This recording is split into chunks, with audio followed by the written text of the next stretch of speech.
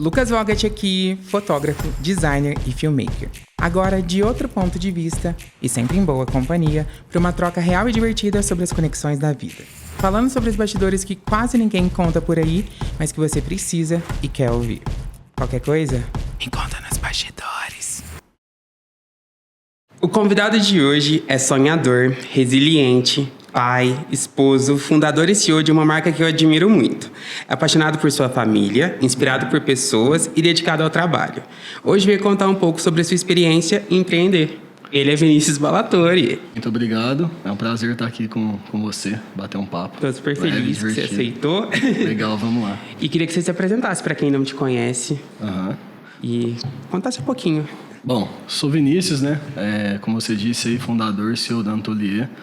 A Antolier é uma marca feminina, relativamente nova no mercado, mas que vem trilhando um caminho muito bonito pelo pouco tempo de vida e existência.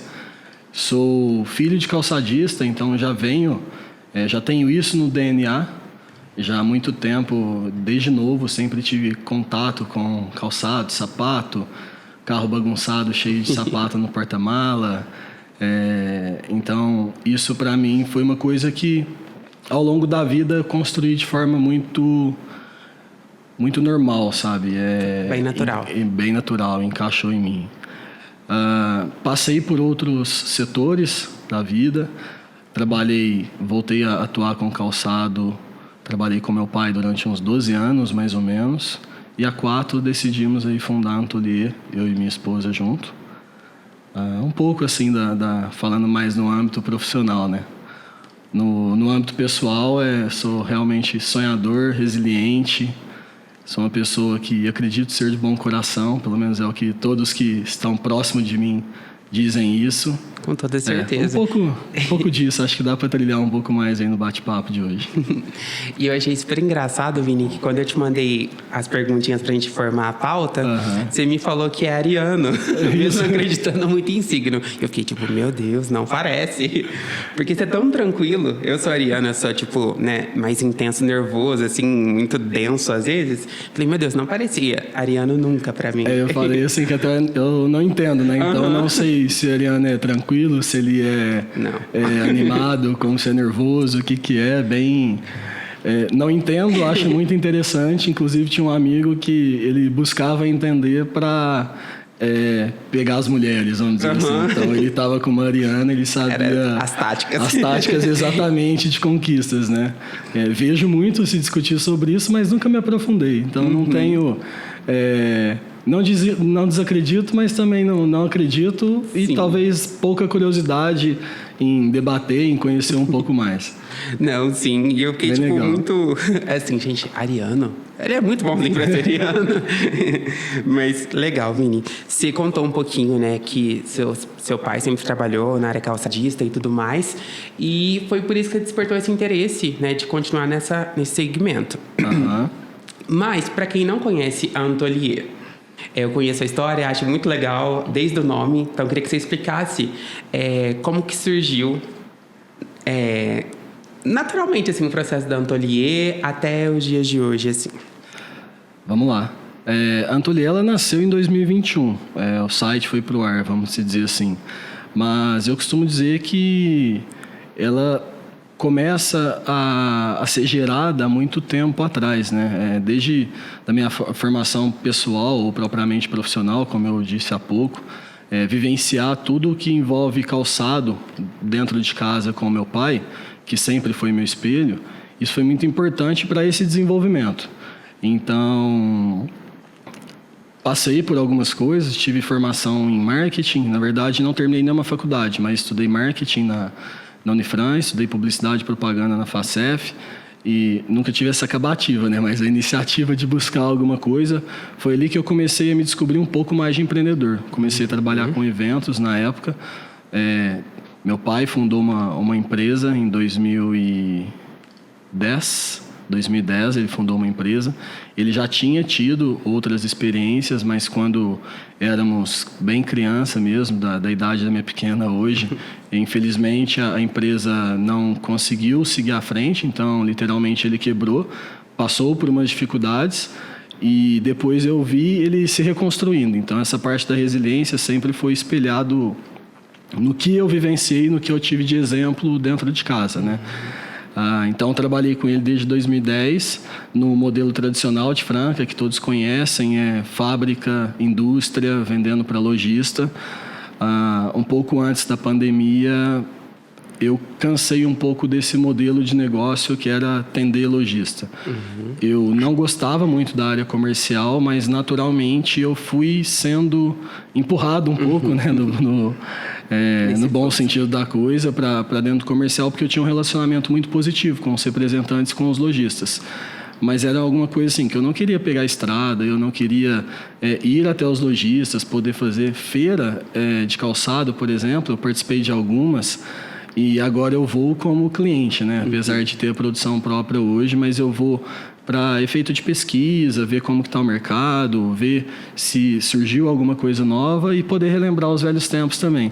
Então, eu tenho meio que pavor, assim, de ficar dentro de um stand e ficar esperando que clientes entrem para comprar. E nesse meio, eu comecei a sentir um incômodo. Na verdade, eu precisava bater asas. E era muito...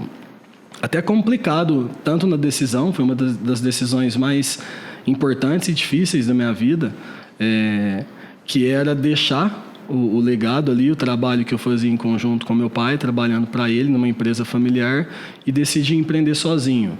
Sozinho não, né? Junto com a minha esposa, porque já éramos casados.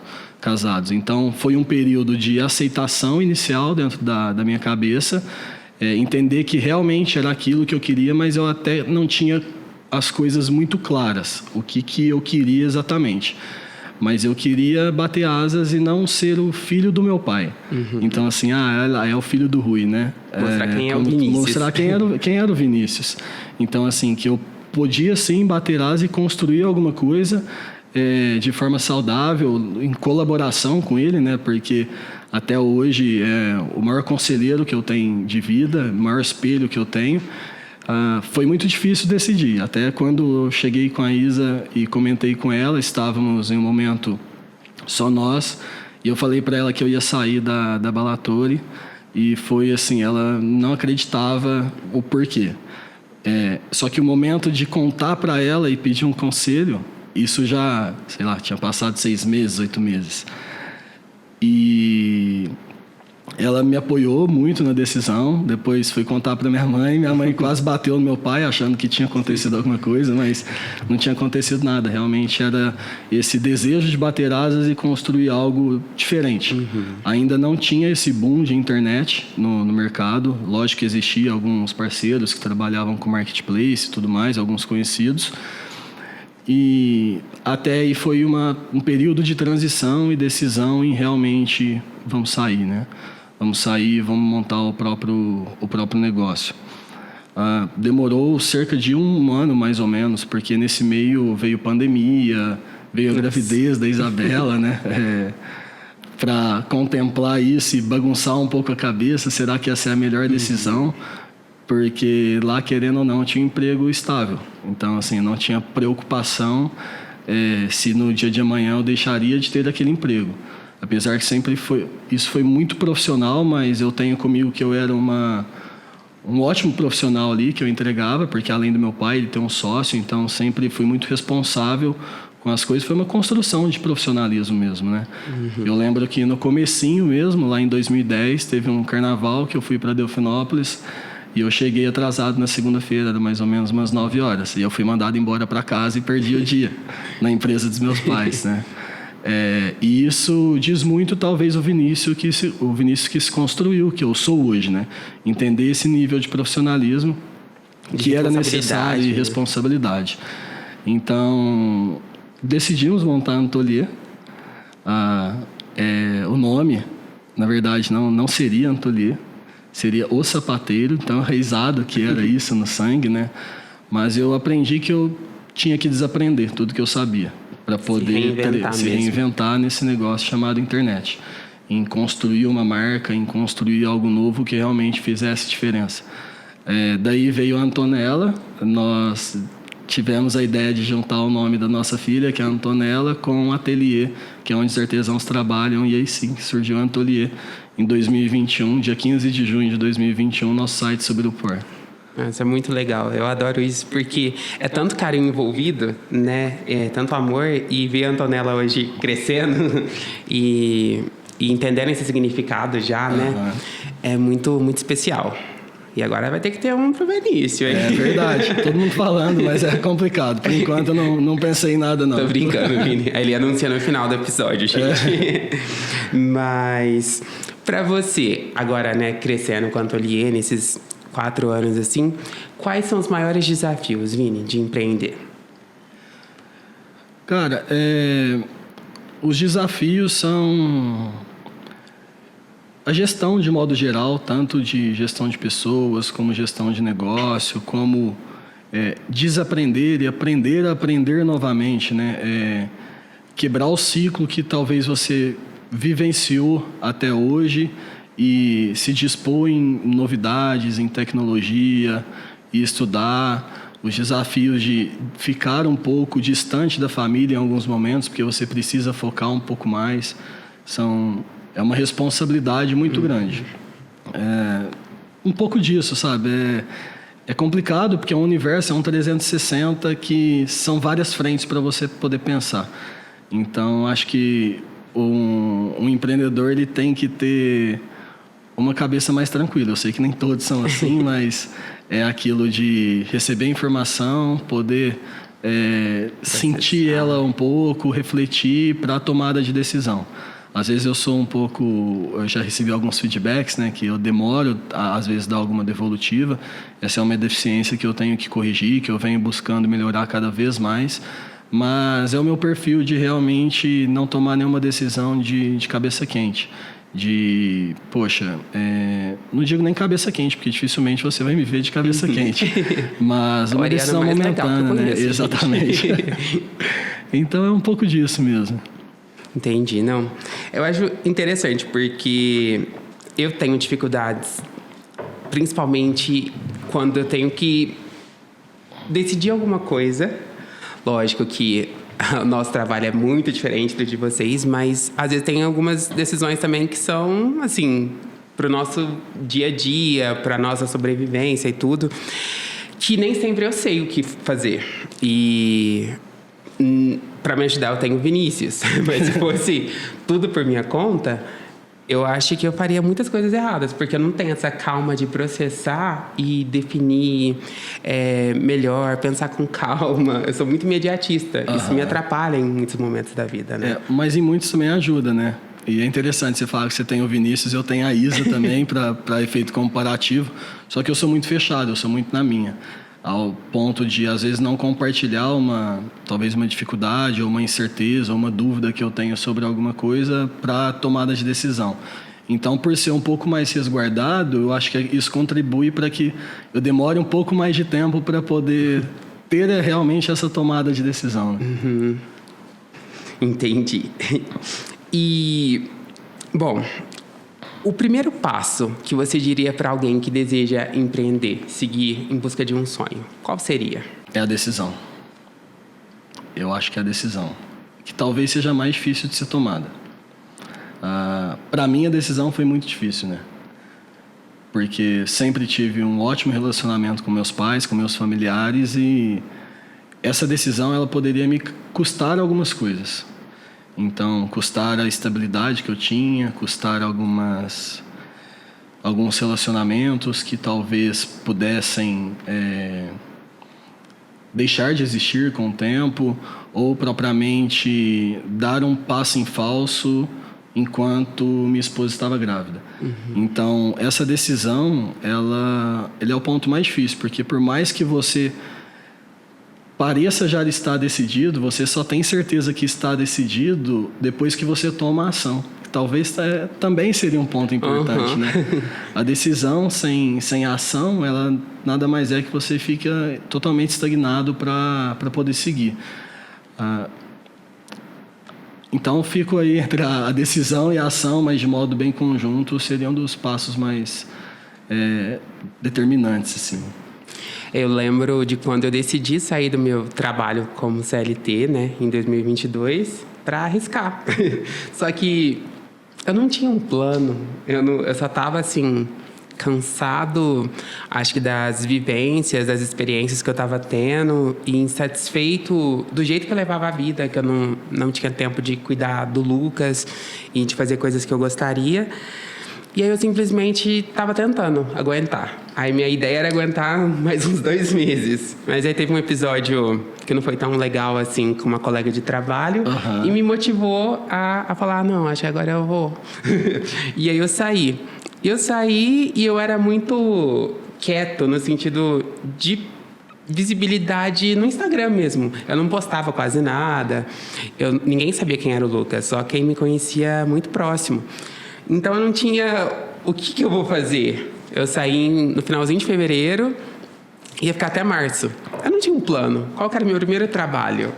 E assim, as coisas foram surgindo, mas eu sei que foi uma coisa muito arriscada. Eu acho que esse é meu lado imediatista, que eu arrisco muita coisa. E felizmente tudo vai dando certo, graças a Deus, mas nem sempre é o melhor, né? Acho que todo mundo tem que calcular. Eu não me dou de exemplo positivo sempre, porque podia ter muito bem dado tudo errado. Mas acredito que por ser muito determinado e não dar tempo das coisas darem errada, tipo assim, eu falei, não, de algum jeito vai dar certo. E se não der certo, eu vou me reinventar, vou trabalhar de novo, vou buscar outro emprego, né? Eu não tenho preguiça de nada. Mas eu não sabia. E felizmente estamos aqui. Quando eu decidi, eu também não tinha o plano tão claro do que eu faria a partir dali, né? Mas depois isso foi se construindo e eu tomei muito cuidado em não impactar com o trabalho que já era feito dentro da empresa do meu pai. Então, eu não podia nascer um concorrente. Mas dentro do meu sangue, eu sabia fazer aquilo. Então, o meu primeiro objetivo inicial, eu brinco, né, não era nem vender. Então, quem vem da indústria, do chão de fábrica, sabe bem o que eu digo. É que era produzir 10 pares por dia. E convidei um antigo colaborador que tinha se saído durante a pandemia e foi trabalhar na construção civil para poder trabalhar com a gente. E ele não queria de maneira alguma, né? Falou, não quero mais setor calçadista. Tudo. Falei, não, Dar, é só 10 parzinhos por dia que a gente precisa produzir. E eu não tinha claro essa questão de marca, do que era construção, do que era um e-commerce, do que era logística. Só que eu me aprofundei muito nos estudos para se descobrir e ir montando esse plano gradativamente. Mas quando eu decidi realmente montar uma marca, eu sou uma pessoa analista, né? Então eu analisei bastante, planejei bastante do ponto assim, em junho eu quero vender isso, em julho eu quero vender isso, e assim sucessivamente até o final do ano foi criado metas. Eu lembro que um parceiro, que era o Tarsilo da Shopub, onde nosso site era hospedado, eu mandei o plano para ele e falou, cara, dificilmente alguém traz um plano assim de crescimento para poder estruturar, porque eu precisava negociar as taxas ali existentes. Então, ele confiou naquilo que eu entreguei para ele para poder negociar. E depois, quando você compara aquilo que estava planejado com o executado, você vê que as metas elas foram alcançadas. Então, legal. Quando eu decidi, quando foi a tomada de decisão, eu não tinha o plano concreto. Esse plano ele foi se desenvolvendo de acordo com o tempo, bem semelhante ao que você trouxe, né? Então, assim, quando você sai, o seu último dia, você fala, e agora, né? O que eu faço? Mas também eu tinha certeza do bom profissional que eu acredito, que eu sempre fui, da responsabilidade que eu tinha, que talvez eu não conseguiria dar o passo para trás e voltar para dentro da empresa do meu pai. Mas eu tenho plena certeza que na função que eu exercia, eu conseguiria trabalho em qualquer empresa aqui de Franca, mediante aos resultados que eu já tinha colhido como profissional, né? Então, eu comecei lá cortando, depois eu fui para a expedição, depois eu fui para a parte administrativa no primeiro e segundo ano. Então, começou com 2 funcionários também. E no 10º ano ali, meu pai, ele foi para dentro da empresa, porque trabalhava em outro local também, salvo engano, no 8º ano. E meu tio, que é o sócio, só foi para dentro da empresa na transição, quando eu fui sair. Então, eu esperei ele vir, nós fizemos uma pequena transição e depois eu saí. Então, durante todo esse período, eu tive uma responsabilidade muito grande. Então, eu peguei desde do que é chão de fábrica, de um corte de calçado. Tem na parte operacional que eu fiz mesmo foi só corte, eu não pesponto, não monto, não sei fazer nada nesse sentido. Mas conhece todos os processos. Mas eu conheço todos os processos. Então, fui planejador, fui comprador e no final estava responsável por toda a operação. Lógico, tinha os outros responsáveis por área, mas eu que era o responsável geral para poder passar pro meu pai e pro meu tio lá durante no período noturno, nos finais de semana. Então, eu costumo brincar que eu tive uma faculdade que eu recebia para aprender. Então, aprendi muito durante esse período e tinha certeza que se meu negócio não desse certo, eu conseguiria me recolocar. E eu tenho isso até hoje, né?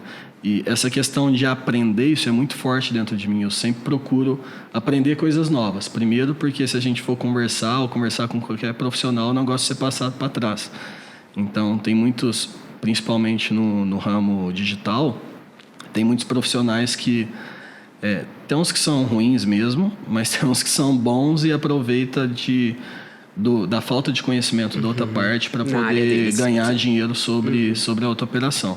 Então, eu procuro sempre estudar um pouco de tudo para poder realmente aprender e elevar o nível da conversa, né? Elevar o nível de análise que você pode fazer para dentro do negócio. Nossa, isso é super importante, porque, infelizmente, está cada vez mais difícil a gente confiar em quem a gente ainda não conhece, né? Em todos os sentidos da vida.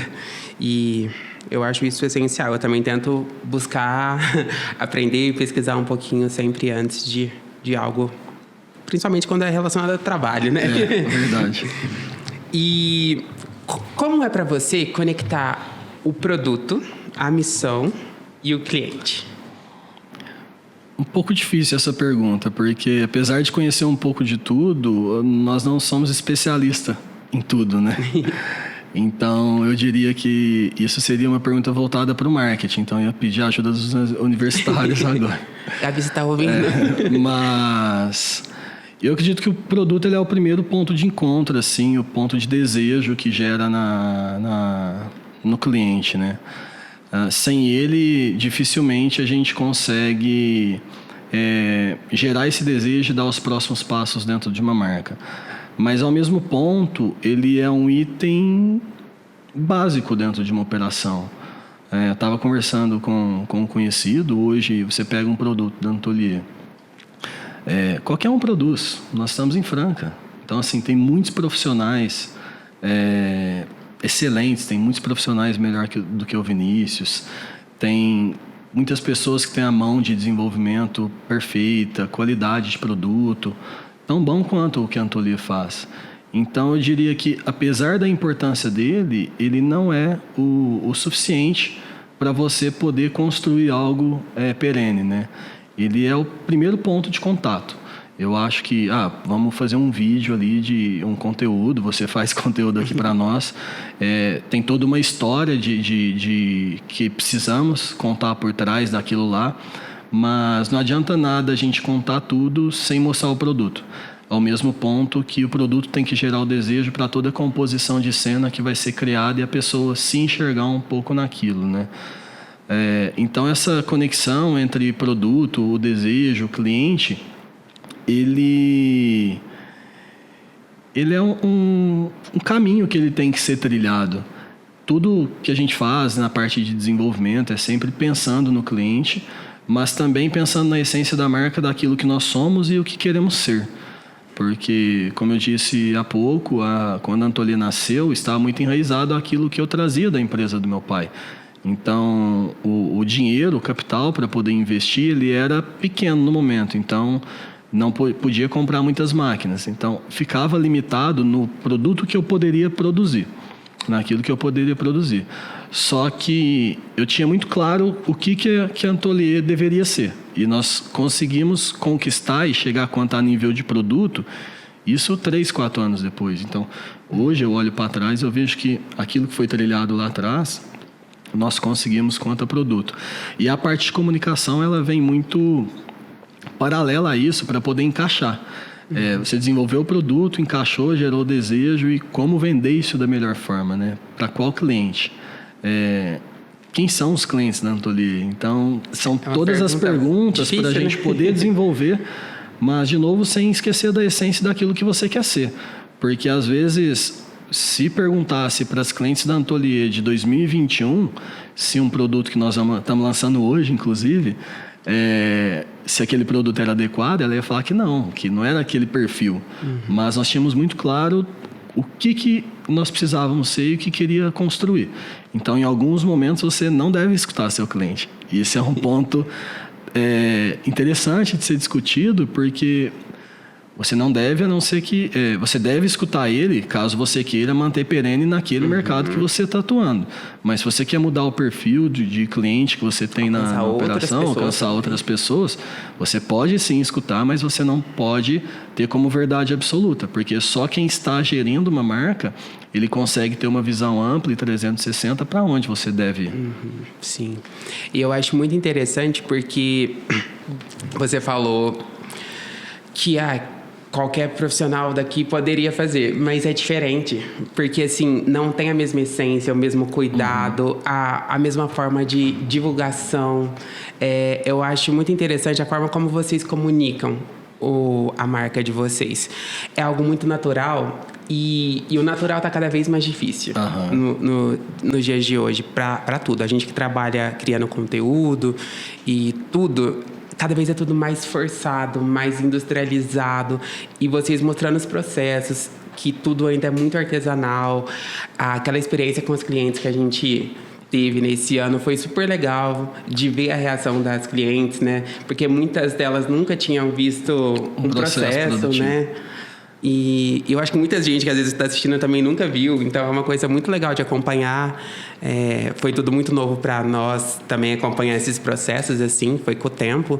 Mas é sempre muito intrigante e apaixonante ver como que é construído um calçado, uma roupa, enfim, tantas coisas. Mas eu acho isso fascinante. Eu acho que vocês são sensacionais por transmitir com tanta leveza e naturalidade. E está crescendo cada vez mais no mercado de forma tão autêntica. Legal, obrigado. Eu admiro muito. A questão do natural é até uma frase que nós temos lá no Brand Book, né? Não são produtos confortáveis, são produtos naturalmente confortáveis. Então, é natural que a cada desenvolvimento, a cada busca de um produto novo, isso já venha dentro da construção dele sem pensar diretamente naquilo. Então, a gente não para falar assim, vamos desenvolver uma forma de produto. Essa forma tem que ser confortável, tem que ser um pouco mais larga. Já é natural com que isso aconteça. Então, nas decisões de material, esses materiais eles precisam ser mais macios e tudo mais. E é engraçado que você falou sobre a marca, né, que ela se diferencia. Eu sempre tive marcas francanas aqui feminino como muita referência, né? E às vezes eu ia nas feiras no começo fazer pesquisa de mercado e eu olhava com muitos bons olhos que a gente precisava ter algo próximo àquilo, construir algo próximo àquilo. E nas últimas feiras que nós fomos, eu não consegui encontrar um produto para a gente comprar. Então, assim, é o exercício de, talvez, do reaprender que eu comentei, apesar de vir do chão de fábrica, talvez vai chegar um momento que a Antolier vai deixar de produzir. Então, a gente já vem estudando e analisando esse caso de comprar de fornecedores parceiros. Então, hoje nós temos uma parte da produção ela é terceirizada, porque nós não conseguimos produzir toda a demanda que é gerada dentro do site, né?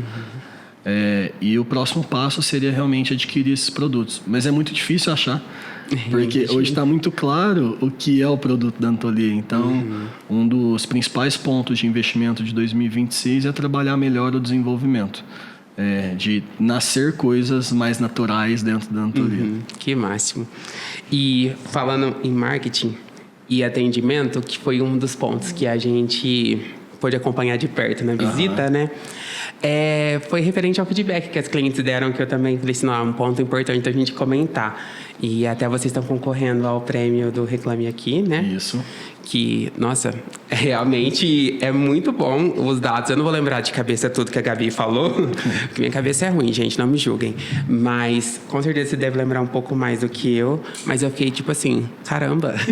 É interessante que, às vezes, nós falamos prêmio Reclame Aqui, e Reclame Aqui sempre surge aquela questão negativa na cabeça, né? Uhum. E, de novo, a gente aprender a fazer o diferente é analisar e entender o que aquela ferramenta pode proporcionar de bom para o nosso negócio. Quando nós começamos a receber as primeiras reclamações, nossa nota não era muito boa lá no Reclame Aqui, porque eu queria transmitir a verdade daquele atendimento, porque alguns clientes realmente passam por dificuldade. Sim. E querem resolver uma situação, mas alguns usam o canal simplesmente para obter uma vantagem sobre o negócio. Sim. A partir do ponto que nós entendemos que o Reclame Aqui ele é um canal de aquisição, um canal de marketing, nós passamos a tratar como verba de marketing. Então, precisamos trocar o produto? Não interessa o que o cliente falou, não interessa em que ponto de atendimento teve. Então, nós temos protocolo de atendimento, de suporte de pós-venda, que dá negativas em caso de situações que não podemos atender, mas a partir do momento que cai no Reclame Aqui, nós temos um protocolo totalmente diferente. Então, eu entro para poder falar com o consumidor. Fala, é o Vinícius, CEO e fundador da marca, estou aqui para poder analisar, peço desculpas sempre falo que a gente está errado. Então, isso não quer dizer que quem fez o primeiro atendimento fez um mau atendimento da situação. Realmente ele fez aquilo que precisava fazer através do protocolo. Mas a gente tenta mudar um pouco para resolver essa situação. Exatamente, a visão do que o cliente tem quanto à marca, né? Sim. E o fato do fundador entrar, o cliente ele se sente mais importante. Sim. Então não é um ponto de desrespeito do colaborador que está fazendo o atendimento. Então a gente tem claro isso que... Você está valorizando ainda mais. Né? Isso, sempre que acontece alguma coisa, eu entro através da situação para a gente ter uma nota boa. Nós somos indicados ao prêmio Reclame Aqui, existe alguns pontos ali para ser indicado, mas as melhores empresas diante de um nicho, né? E o legal foi que nós somos indicados para calçados femininos grandes operações, ao lado de, eu não lembro exatamente quais são, mas se eu não me engano é o Zaflex, e não vou lembrar as outras, mas ao lado de Zaflex, uma marca nacional. É lógico que a gente quer ganhar esse prêmio, mas... Vamos votar, gente. Vamos votar, por favor. Só que mesmo que não ganhe, estar no palco ao lado desses grandes, poxa... Nossa, é um reconhecimento muito legal. O que era a Antolia 4 anos atrás? Ela não existia. Então, esses grandes sabiam que a gente existe. Então, na hora que estiver desenhando a estratégia lá, fala, putz, quem que é essa Antolia aqui? O que ela está fazendo aqui? Porque tem vários canais, né? Então poderia ter sido indicado para calçados femininos, mas nós somos indicados por calçados femininos grandes operações. Tem alguns pontos lá que eu não me lembro exatamente o que faz você estar dentro desses grandes operações.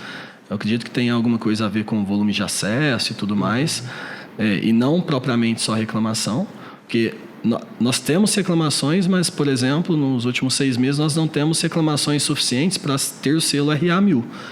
No período de 1 ano nós temos, no período total nós temos mais de 50 para ser RA1000, que é a maior nota, mas a nota mesmo que é dada no atendimento, atualmente nós estamos em 9,7. De toda a categoria de calçado, nenhuma empresa das primeiras tem uma nota tão alta. Elas são RA1000, mas é nota 9,4, 9,5, 9,2. E isso é muito gratificante, saber que nós estamos fazendo um trabalho muito bacana. Então, tudo aquilo que a gente comunica, que é através do marketing, ele precisa de se tornar realidade, né? Então, você fala a questão de atendimento, mas tem toda a parte de logística, que ela não é atendimento direto, mas ela acaba sendo parte daquilo. Hoje, nós estamos reconstruindo a parte do atendimento, implantando IA, entendendo como que está esse processo, tirando aquele trabalho burocrático de responder perguntas simples. A IA ela tem desempenhado muito além daquilo que a gente esperava, até foi uma surpresa. Então, é um setor que está passando por uma reestruturação e está de novo forçando a gente a reaprender a trabalhar. Então é algo bem significante e para a gente poder seguir, poder continuar evoluindo como marca, né? E trabalhando marketing também. Então, temos vaga aberta, quem se interessar para marketing, que faça o contato aí com a gente. Nunca fecha a vaga, Quais né? são as vagas que a gente anuncia aqui? Pensando em tudo que é estratégico, sempre cabe aquela pessoa que tem um QI em moda, que tem um QI em marketing. Eu costumo dizer lá que a Antolier é uma terra fértil, então é um ponto de encontro para você legal, realmente gente. Crescer. Legal. Desculpa, Vini, ter te interrompido. Mas é isso mesmo. E, enfim, gente, mandem os currículos. Vou deixar o e-mail do Vini aqui, da Antolier, para todo mundo enviar. E qualquer coisa te manda uma indicação. Assim, beleza. Fala bem da marca. Tá? Não tem como falar mal. E, para quem está assistindo a gente aqui agora e que ainda tem o sonho de empreender, tem algum momento certo no sentido assim, X idade, eu preciso correr atrás, então eu não vou conseguir. Ou até tal momento da minha vida, que tem tantos paradigmas assim da nossa vida que eu tenho que casar até tantos anos, ter filho até tantos anos, ser bem-sucedido até tantos anos. Você acha que precisa disso para... Não quanto à idade, mas é o momento de estar pronto, né? Não ter medo, mas ao mesmo tempo ser responsável com sua decisão. Hoje eu trabalho só com pessoas jovens dentro da equipe, né? Agora que nós temos pessoa na parte tática e estratégica, entrando pessoas mais próximas à minha idade. Mas hoje nossas lideranças lá têm 23, 24, 25 anos. Então são pessoas muito jovens. E 23 anos... eu estava começando a trabalhar ali com meu pai, como cortador. E quando eu olho as oportunidades que a própria Antolier oferece, me gratifica muito isso, porque deixa um queira mais da pessoa empreender no nosso próprio negócio, né? Trazendo para a nossa realidade.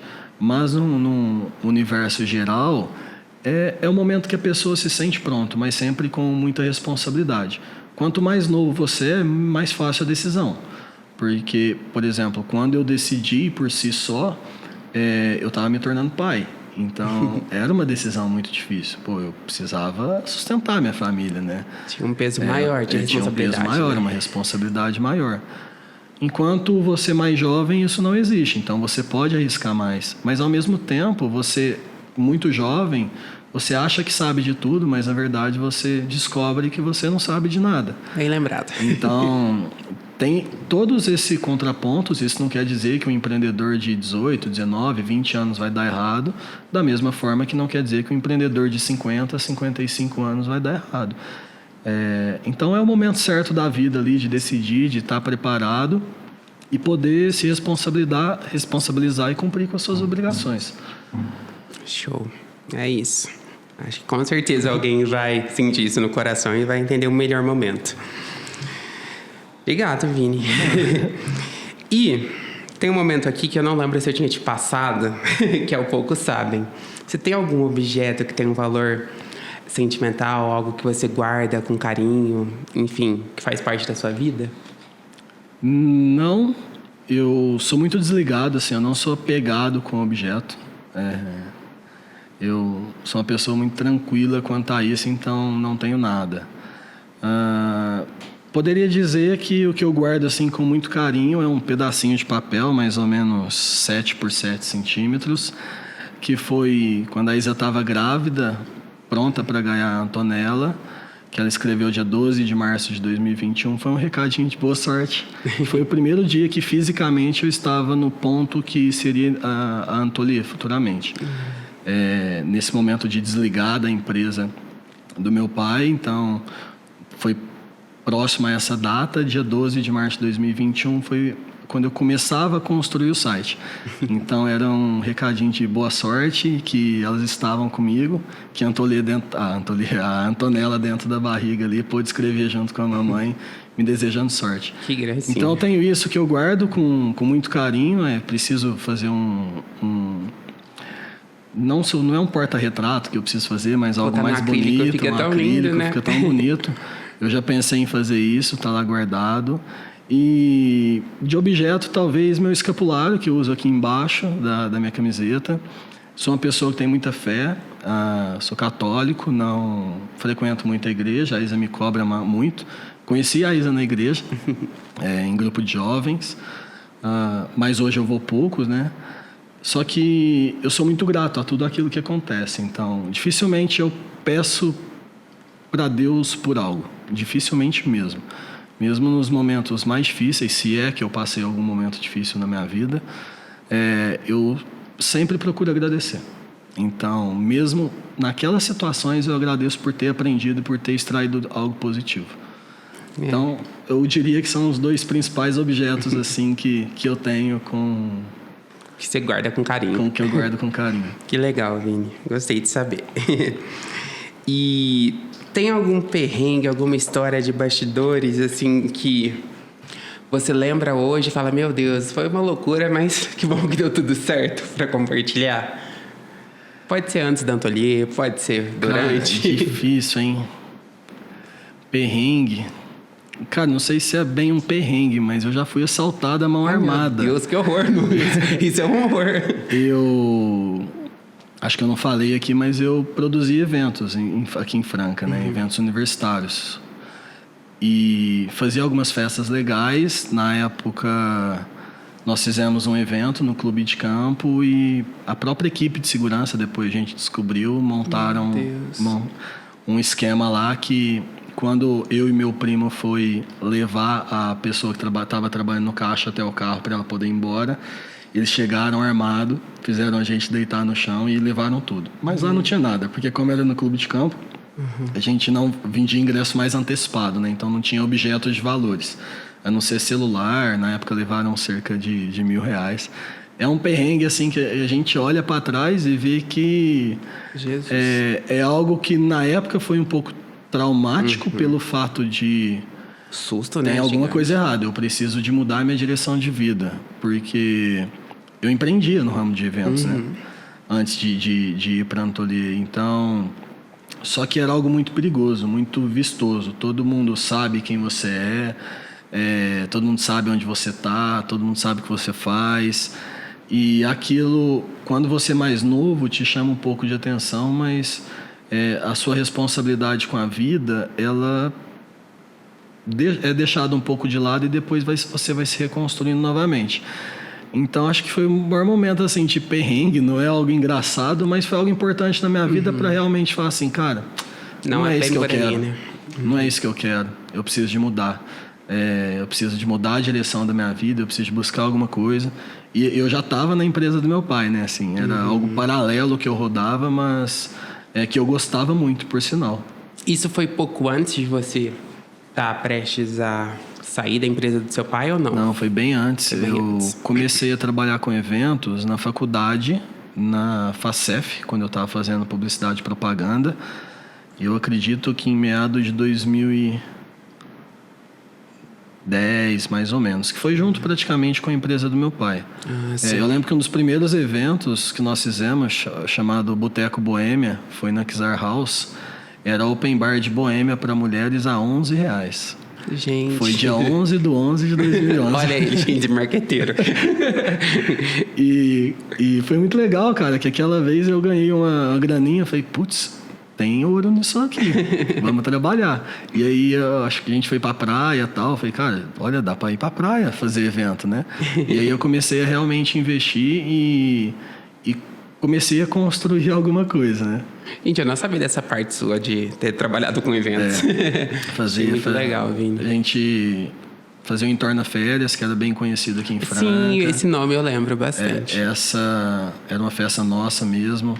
No final, essa que eu fui assaltada foi a festa do Nobre, que nós compramos ela na também. época. Só que acho que nós fizemos só duas edições dela. As outras era o antigo fundador, que hoje é o Chopin, que é o atual dono da Quero 2, né? Quero 2 ingressos. Então nós compramos, fizemos só duas edições dela. Fiz Sambô. Sambô 2000 e... Gente, Cara, olha, eu vi. Faz uns 15 anos, mais ou menos, uns 12 anos, talvez, que nós fizemos Sambo e levamos um prejuízo enorme financeiro, que aí realmente foi o ponto final que eu falei, não, eu fui assaltado, queria parar e não parei. Sim. E aí, naquela época, foi uma quantia bem grande e realmente, não é isso mais que a gente quer. Então, era algo que eu gostava muito, que dava certo, mas não levava como profissionalismo, igual a gente leva a Antolier, né? Talvez porque não tinha aquela faculdade que eu tive lá no período de trabalho com meu pai para poder realmente separar o que é pessoa jurídica, o que é pessoa física. Se a gente tivesse levado a sério mesmo na época, com certeza estaria aí dentre os grandes que fazem evento aí na região, ou talvez até no Brasil. E é interessante isso que você falou de separar a pessoa física da pessoa jurídica, porque isso faz total diferença, né? Quando a gente entende qual Vinícius você é nesse momento, qual Lucas você é nesse momento, porque isso interfere muito. Ainda tô aprendendo os Lucas. A gente aqui. precisa aprender, mas no final a gente enxerga que é o equilíbrio dos dois, separar. Né? É o equilíbrio dos dois. Não tem como separar. Às vezes é preciso assim você focar mais em um para poder dar suporte e força para o outro, né?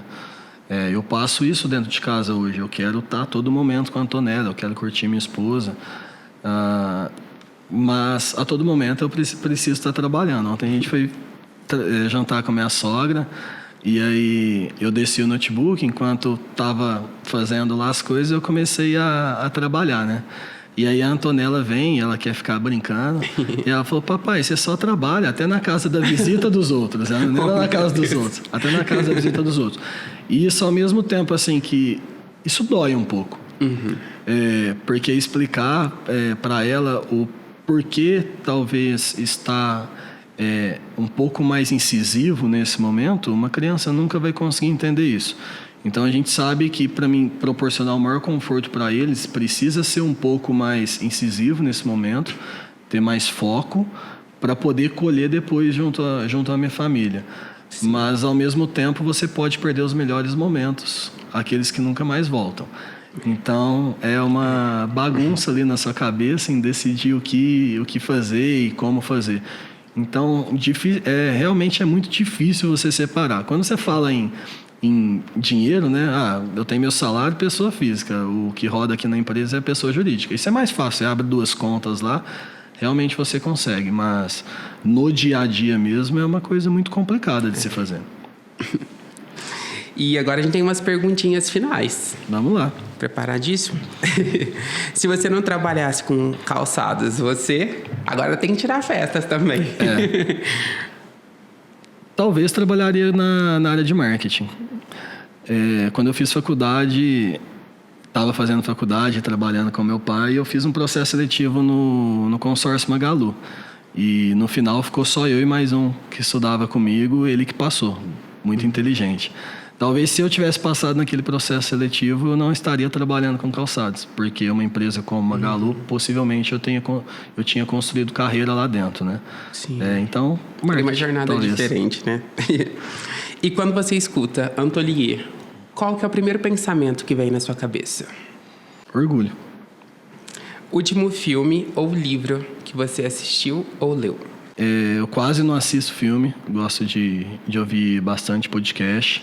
Pode ser podcast. Na verdade, o que eu assisto muito são vídeos no YouTube, tipo aeroporto, área restrita, como produzir chiclete, como produzir salgadinho, grandes construções, coisas mais aleatórias e mais curiosas. Legal. E Manual do Mundo, Iberê, essas coisas mais curiosas mesmo, é o que me faz passar o tempo, aprender um pouco sobre tudo, mas ao mesmo tempo passar o tempo. Legal, Vini. E algo que você aprendeu com o tempo? Acho que é amar. Um propósito? Família.